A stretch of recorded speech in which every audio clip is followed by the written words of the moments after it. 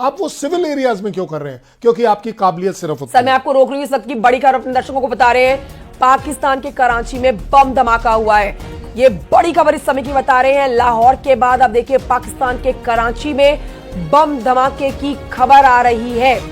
एक के बाद एक पाकिस्तान के ये वो इलाके हैं जहां पर पाकिस्तान की सेना के मुख्यालय भी हैं, कार्यालय भी हैं और पाकिस्तान के आतंकवादियों का बसेरा भी है।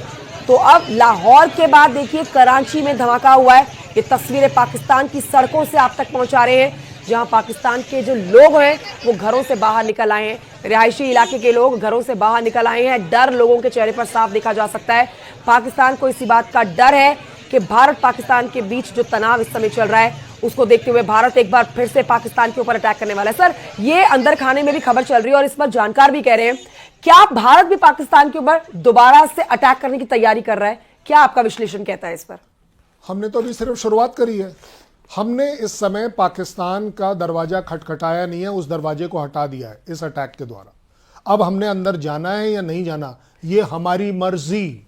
हम क्या करेंगे क्या नहीं करेंगे हमारी मर्जी। हम आपको आंसरेबल नहीं है। पाकिस्तान हम किसी भी तरह से कहीं से भी आपके ऊपर आ सकते हैं। और मेरे को अगर आप बात कंप्लीट करने दें, आपने कहा था कि वहां की आवाम दहशत में है। You deserve it, you have earned it. अगर अपनी उस वर्दी को जो अपने आप में दहशत गर्दी में है, अगर आप उसे नहीं रोकेंगे, अपने मिनिस्टर को नहीं रोकेंगे, प्राइम मिनिस्टर को नहीं रोकेंगे, तो ये दहशत आपके पास उन्होंने भेजी है। एक और अटैक हुआ है। कहां? लाहौर में भी हुए हैं अटैक। कहां अटैक नहीं हो रहा है? अब आप वो गिनने शुरू करना।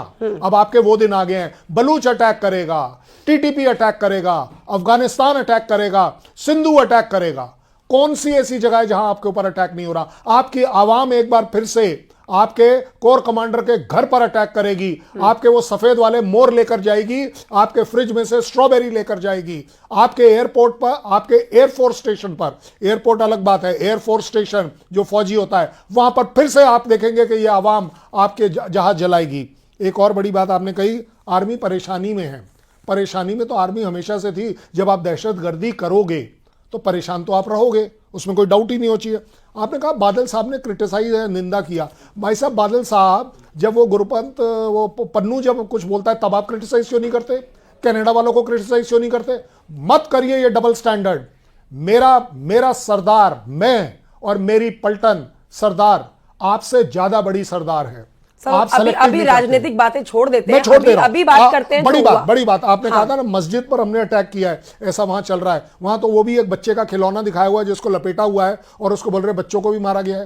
भाई आप एक बात बताइए, इस समय आपके प्राइम मिनिस्टर कहते हैं हमने 80 जहाज भेजे, आप गिनते रह गए, हम अपना काम करके आ गए।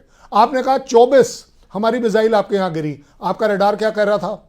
आपका एयर डिफेंस सिस्टम क्या कर रहा था? आप मिसाइलें गिर रहे थे जो गिर रही थी, या आप काम कर रहे थे, या आपकी फौज सो रही थी। मैं आज आपको एश्योर कर सकता हूं, this is not the end. And तो बहुत दूर है, this is just the start. हमने शुरुआत कर दी है। आतंकवाद, आतंकवादी और उसके आकाओं को हम खत्म करके ही रहेंगे। आपकी अपनी चॉइस है, आप अब क्या करना चाहते हैं। मैं आपको बड़े जिम्मेदारी से कह रहा हूं, पाकिस्तान बी रेस्ट एश्योर्ड, आपके दिन आतंकवादी के हम पूरे करेंगे, क्योंकि आपकी आवाम भी यही चाहती है।